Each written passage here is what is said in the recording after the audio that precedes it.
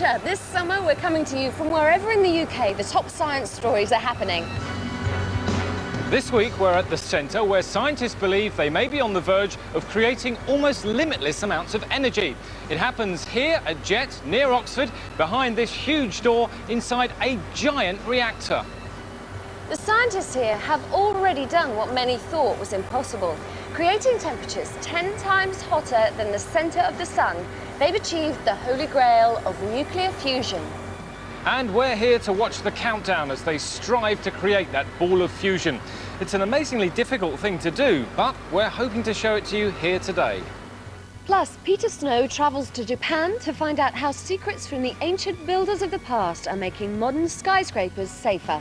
And if you can't walk on water, why not try bicycling? We put the surf bike through its paces. Plus, Craig Doyle's under surveillance in California with a miniature spy plane on his tail.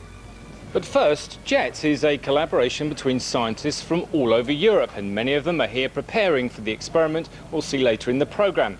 When the time comes, there'll be a countdown in this control room, and if all goes well, for a few seconds, we should see the ball of fusion on a screen behind me. But as Anya Sitaram reports, what scientists are trying to create artificially has been happening naturally for billions of years. It's summer, and most of us are hoping to enjoy some sunshine. But while we lounge around here on deck chairs, up there in the sun, hydrogen atoms are smashing together, generating huge amounts of energy. And that reaction is nuclear fusion. It's what makes the stars shine. It produces the heat and light from the sun, and even helped create the Earth itself. If scientists could recreate that process that gives the sun its heat, there's the prospect of almost limitless energy here on Earth. The complete opposite of nuclear fusion is the nuclear energy most of us are familiar with, nuclear fission. Rather than smashing atoms together, fission creates energy by ripping them apart. The process generates huge amounts of energy and has been harnessed for use in nuclear power plants.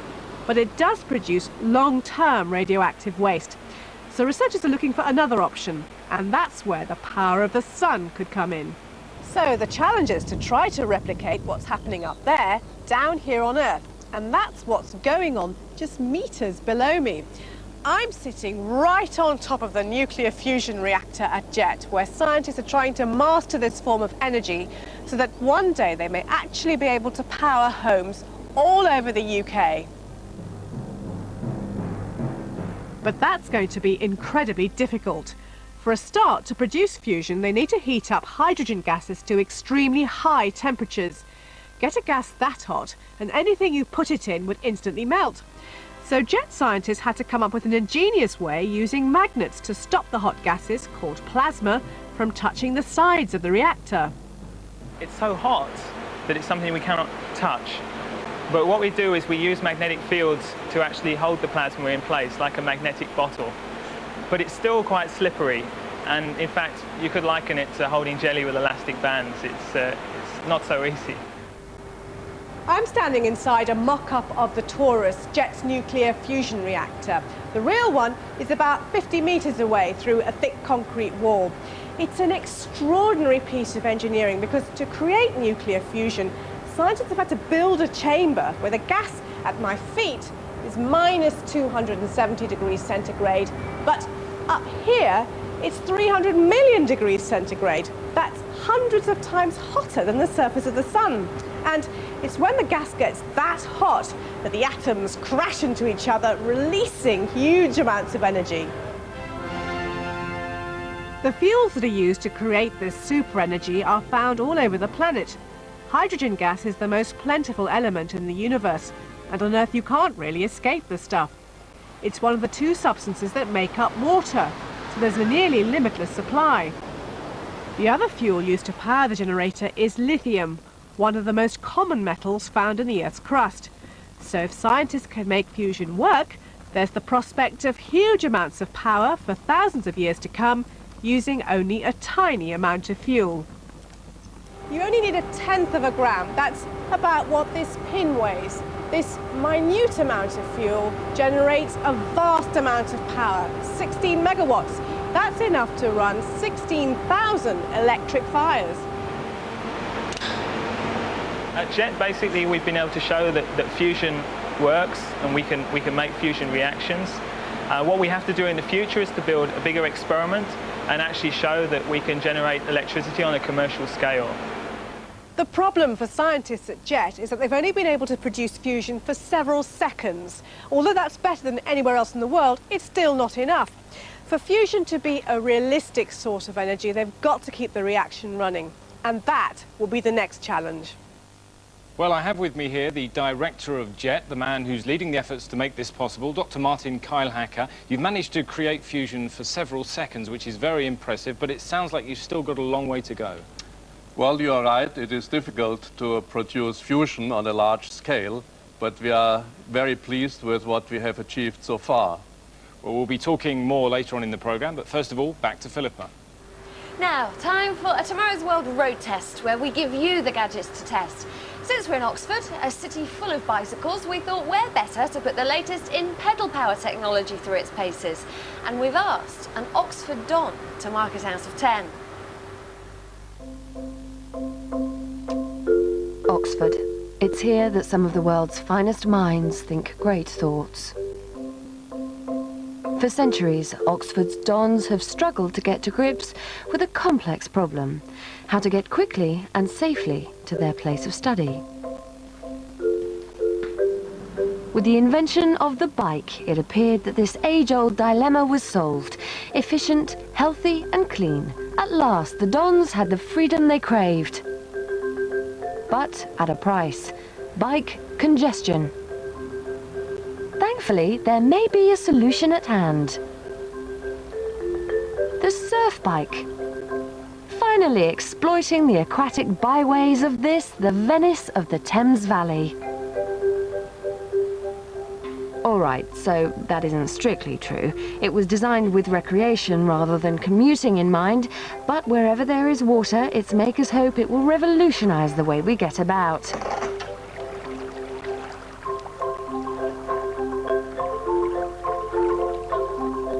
So what exactly does our academic make of it? It's good, it's fun, and it's surprisingly fast as well. I thought it would be a lot more unstable. It's easy to put together. I mean, it's just the three elements of the handlebars and the rudder, and then the seat connected to the pedals, and then the base. And it's those three things that click together really very instantly. I think it's better than a punt. It's more fun, and I think it's faster. In fact, so fast that in experienced hands, it can reach speeds of 10 kilometers per hour, easily outpacing its competitors. You feel you should be going, like on a bicycle, that you should be pedaling fast in order to stay upright, but actually you can really go very slowly and still feel quite secure that you're not going to tip in.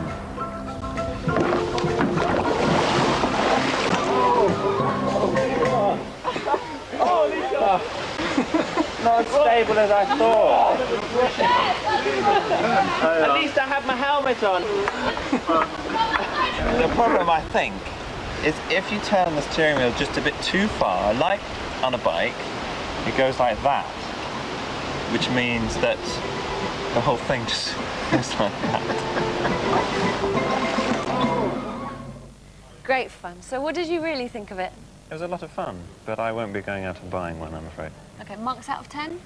8 out of 10 for environmental friendliness, but I think only 2 out of 10 for everyday practicality. Because you do get a bit wet, and I want to know how many times you really fell in. Only once. Just the once? Just the once. James, thank you so much for doing that for us. My pleasure. Still to come from here at JET, the experiment that generates temperatures 10 times hotter than the centre of the sun. And Craig Doyle under surveillance from the minute spy in the sky. Plus the robot who would be the perfect host at any dinner party. Another element of this rare and ambitious experiment that we're preparing for here at JET are the flywheel generators. Right underneath this tower here are incredibly powerful flywheels, which will have to produce 200 megawatts, enough to power an average town. Now they'll power the reactor and create that ball of energy 10 times hotter than the centre of the sun. To do that, they'll have to start turning about 10 minutes before the experiment. But while we're waiting for the experiment to power up, we take you to Japan, where the architects of some of the world's newest buildings are trying to learn the secrets of some of the oldest. Peter's been to the heart of Japan's earthquake zone to find out more about the buildings that refuse to fall down.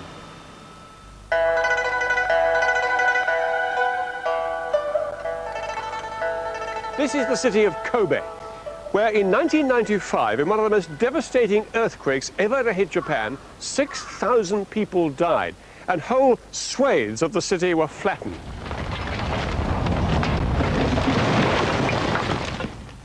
And right here, with buildings and motorways nearby collapsing, astonishingly, this small, fragile-looking ancient pagoda stayed standing. And this has happened to pagodas not just here in Kobe. Over the centuries, the Japanese have built more than 500 pagodas, some as tall as 100 meters. Fires and wars have destroyed many of them, but only 2 have collapsed because of earthquakes, even though they're common in Japan. Clearly, the ancient engineers knew something which has now been forgotten. Pagodas are religious buildings, and like a church spire, they're tall enough to be seen in the distance. They're intricately made of wood and earth, using techniques and designs passed down generations. Here in the ancient capital of Nara, Professor Ishida has been studying them. His research is unlocking secrets of the ancient pagodas that provide valuable lessons today. Quite how people in ancient times managed to build buildings such as these in this way is something that we today as engineers and architects need to take into careful consideration. Nara was Japan's capital 1,200 years ago. What better place to look at how a pagoda is constructed than here, where one of the oldest pagodas in the world still remains standing. It's withstood hundreds of tremors and a major earthquake in the 15th century that destroyed all the buildings around it. So what on earth keeps it standing? First, there's one big secret about how pagodas like this, and the newer one next door, are constructed. None of these stories are actually attached to each other. They're simply stacked, one on top of another, like a pile of hats, connected only with loosely fitting brackets. What this means, in effect, is that the floors can slither about independently of each other. And this gives the whole building an extra element of flexibility and a sense of balance that helps to counteract the effect of the ground shaking about beneath it. The second factor which provides that extra stability is the remarkable width of the roofs on each story. The eaves, loaded down by heavy tiles, stretch right out to the sides, rather like the extended arms of a tightrope walker. And this provides an extra sense of balance by lowering the center of gravity in each of the stories. But what the professor thinks is the real key to the stability of this building is what runs from top to bottom inside it. Normally, only priests are allowed into a pagoda, but tomorrow's world's interest in the science of what keeps these buildings upright earned us a special glimpse inside. Now we are in pagoda. Very beautiful. And what is the main secret of this, Professor? What's that in the middle there? This is Shimbashira. You can see a solid piece of wood going up the middle. The professor tells me it's called a Shimbashira, a column at the heart of the building.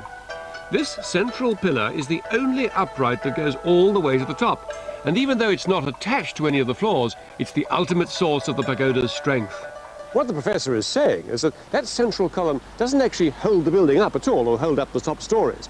What it does is it stops those floors slithering about completely out of control in an earthquake, particularly the ones at the very top, which tend to move the most. And it also absorbs any extra energy released by the quake.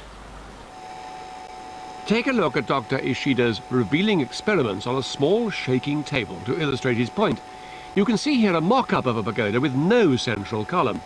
Shake it enough and it collapses.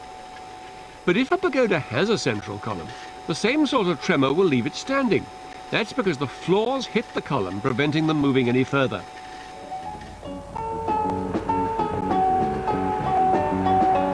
Here in modern Tokyo, they recognize that those Japanese master builders of 1,000 years ago did achieve some remarkable feats. And what's more, they're beginning to show signs of learning the lessons.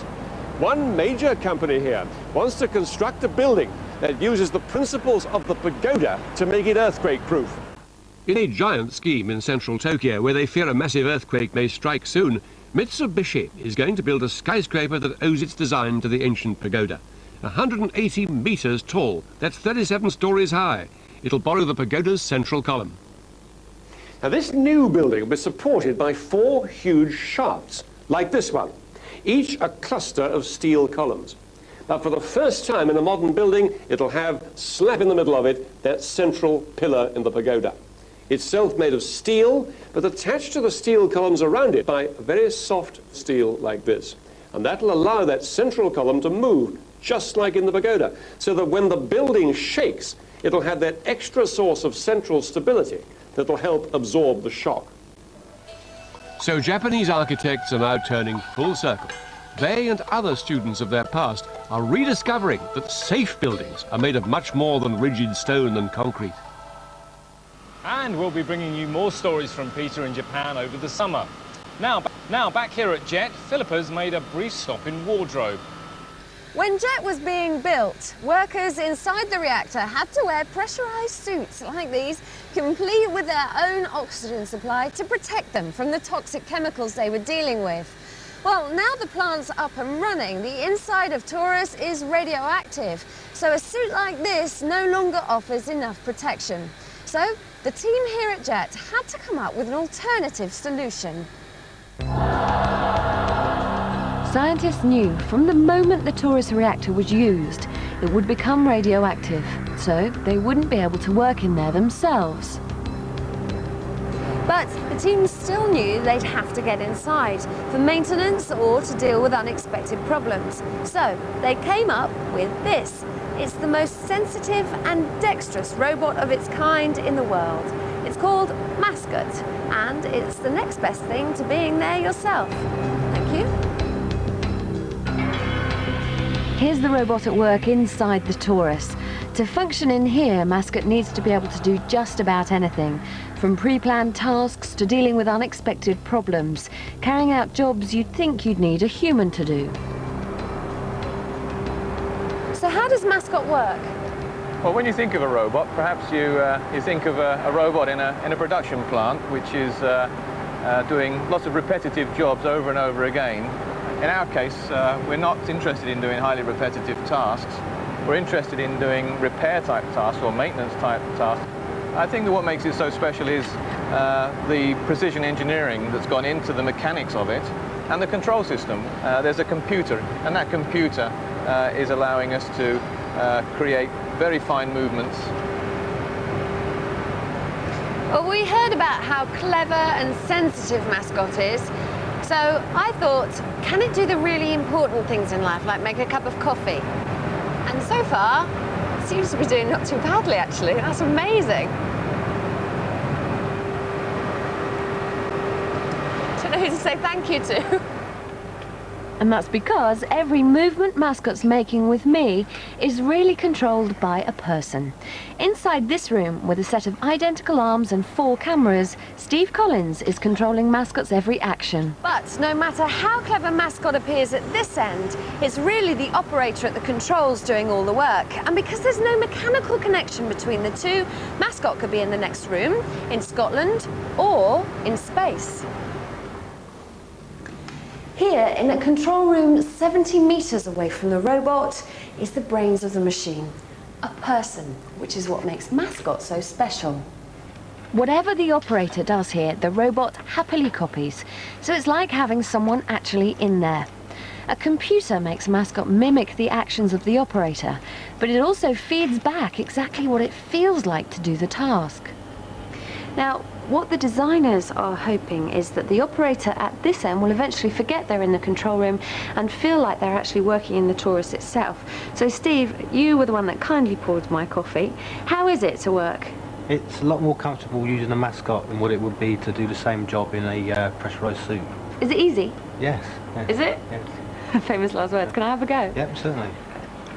Okay, so... Oh my... I can see I'm going to be really good at this.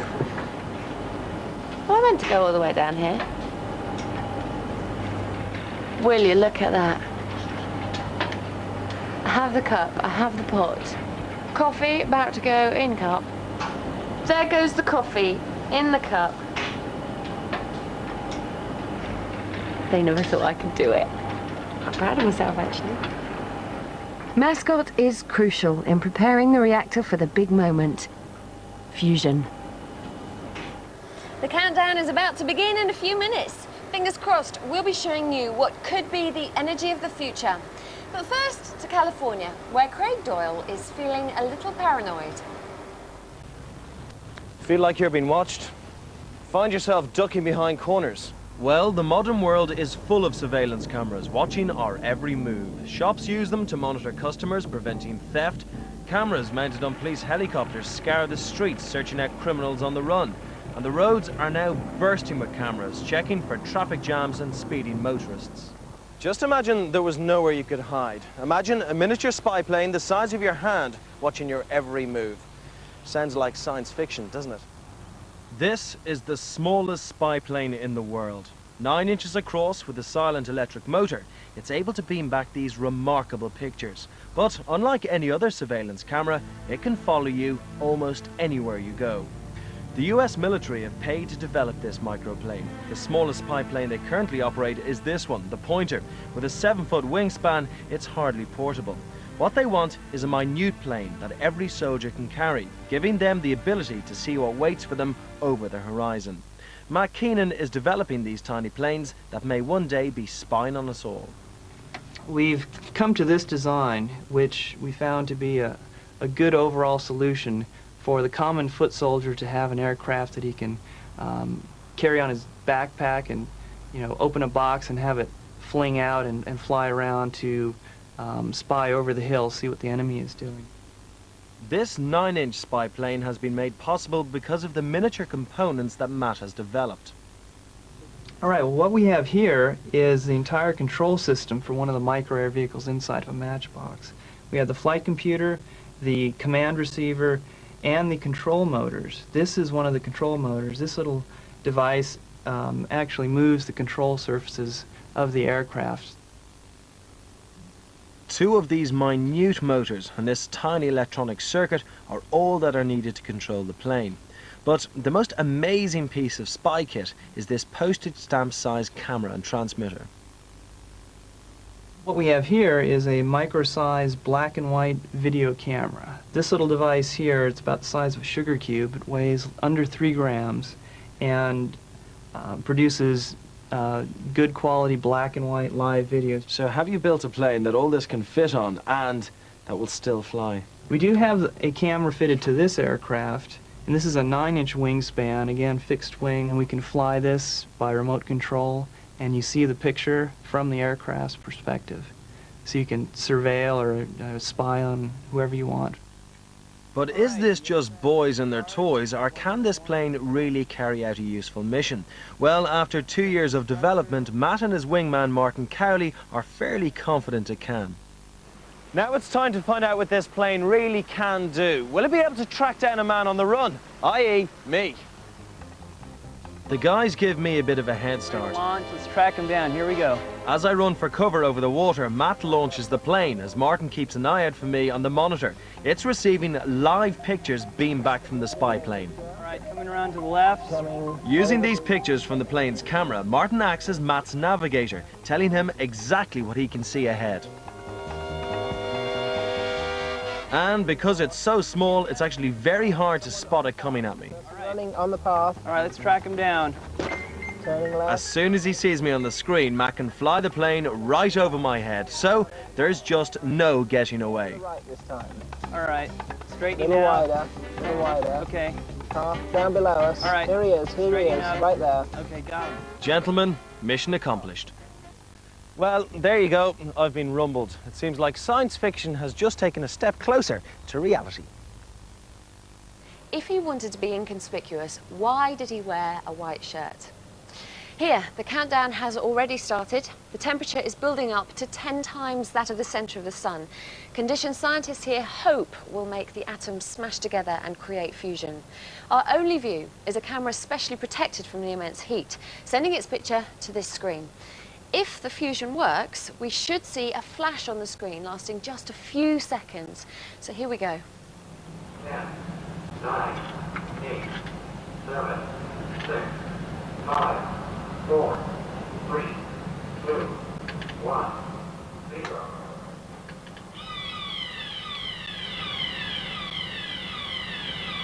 Okay, so the heat in the reactor should now be heating up, getting more intense. Is it going to work? Is it going to work?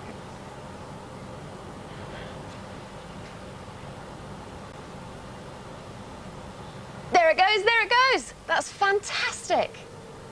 And we didn't know if it would work today. That's brilliant, look at that. We promised you nuclear fusion before your very eyes. Wow.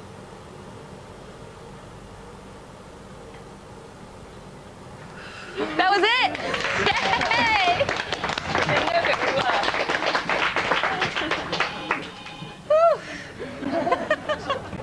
Well, there you go. We've just seen something that some scientists said would never be possible. Nuclear fusion. Dr. Carl Hacker, very impressive, but could it really be the future of energy? Well, in my view, this is certainly one of the most important energy options for the future. And we here at JET are very proud of what we have achieved. Professor Fells, it's an impressive experiment, but limitless energy possible? Well, there's no such thing as limitless energy, but fusion will be a tremendous step forward if it can be made to work. The question mark I have over it is actually turning this very impressive experiment into a nuclear power or a nuclear fusion power station. That's going to be tricky. Dr. Carl Hacker, the science works, but can you really make it an effective way of producing enough energy for us all? I think that we have ideas, and even more than ideas, we have solutions for most of the problems which we will have to face on the way to a fusion reactor. And I'm confident that we will find solutions and they will be available within the next 20 or 30 years. We need to find solutions. Do you think that this is a viable way forward? I give it about a 50-50 chance of success, and I would bet on that because we really are in trouble if we don't have satisfactory energy supplies in the next half of the next century. Thank you both very much. That's it from JET in Oxford. Next week we'll be in Manchester to find out why lightning travels more easily through brick walls than thin air. And how scientists can help the dogs that desperately miss their owners